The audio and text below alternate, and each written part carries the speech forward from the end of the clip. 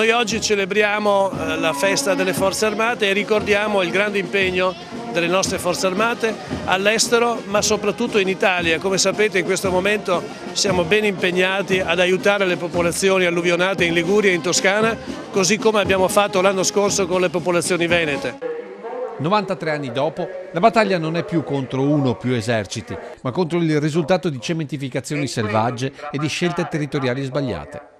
Così oggi si è ricordato a Vittorio Veneto l'anniversario della fine della Grande Guerra, un conflitto iniziato nella primavera del 1914, durato 4 anni e terminato nel 1918 con milioni di morti.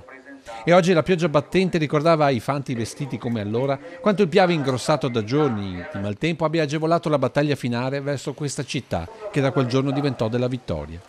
Una cerimonia per non dimenticare e per questo viva della presenza di tanti giovani, alcuni con la stessa età dei ragazzi del 99, quei diciottenni di allora che bruciarono la giovinezza sul greto del Piave o tra i massi del Grappa.